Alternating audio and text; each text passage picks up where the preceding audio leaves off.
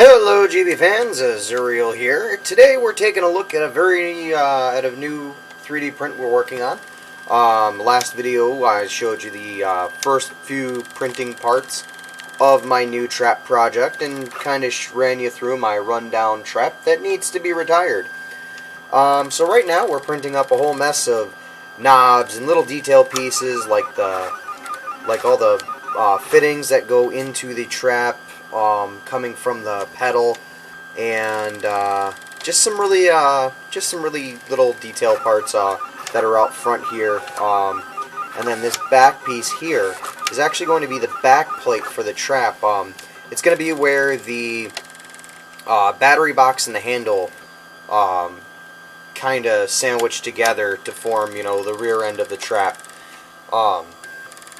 But I have a number of already done printed pieces that I'm going to show you right now. So right here, we've got our 4 wheels.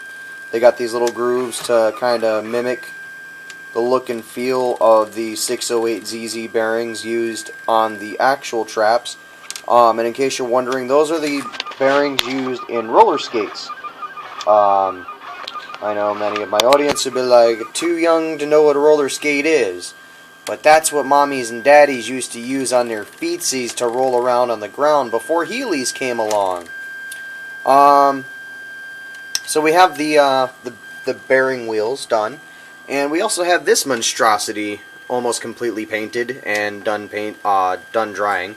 I gotta get back into my paint table and finish painting it on the underside. But here we have the front and bottom sections of the trap, and this is comprised of a few different pieces. I think 4, 5, 6 pieces. The base is 2 pieces. I had to cut the print in Mesh Mixer, slice it right down the middle, and then print these out as 2 separate parts. And then I printed them standing straight up because, and I'll show you why in a second here, but because they kind of started warping in my print. Got it from the bin here, the trash bin. As you can see, it's got a pretty bad curve to it, and all that white is from me trying to super glue the damn thing back together.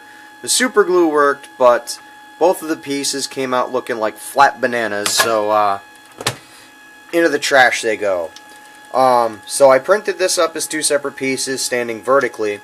Print came out beautifully. There are still some striations in it because it is PLA. It's very hard to sand. And it's a really great material for just making a part quickly. So I didn't really worry about print finish, print quality on the base plate because it's going to be the most covered up part. And I'm not even sure I want to sand any of this down because up close this thing looks like it was just milled out of aluminum that someone just threw a block down and just started carving it out with a lathe. So I'm probably going to keep the finish as is, just to make it kind of look more aluminum. I'm going to hit it with a dry brush, and I'm going to hit it possibly with a wire brush to make it look scuffed and damaged and make it look fun. So we got the 2 pieces for the base, as I mentioned like 6 times already.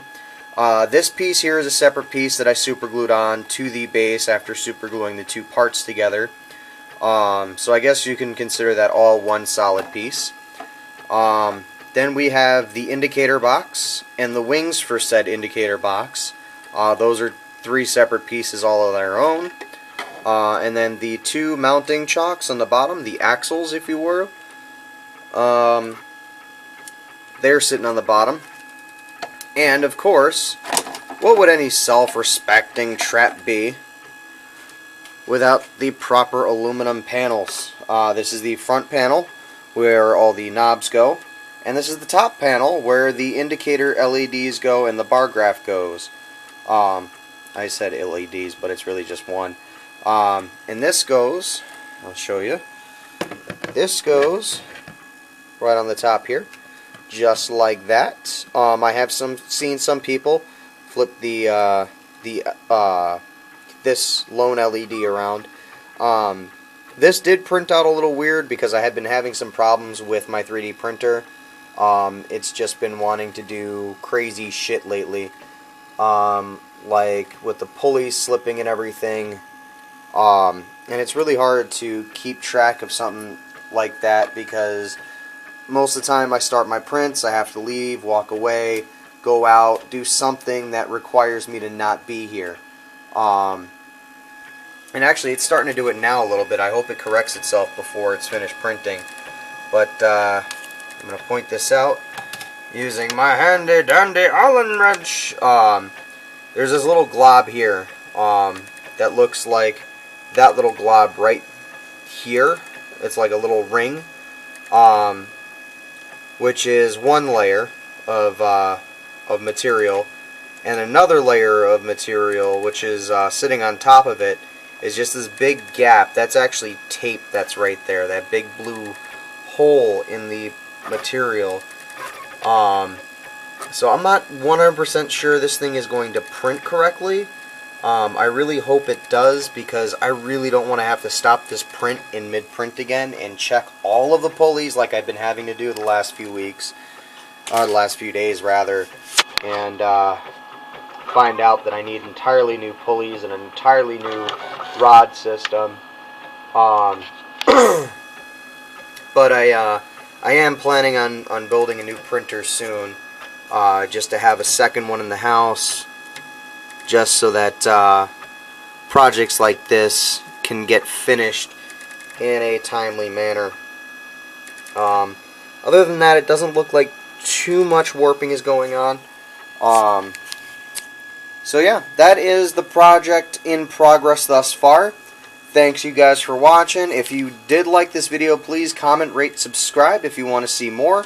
And if you don't want to see more, I'm probably going to do this anyway and make more uploads anyway, because I like doing it. It's a little bit of work, but it's a lot of fun. And it kind of shows you guys what kind of process goes into making a movie prop or making any kind of prop. So until next time, thank you guys for watching once again. Take care.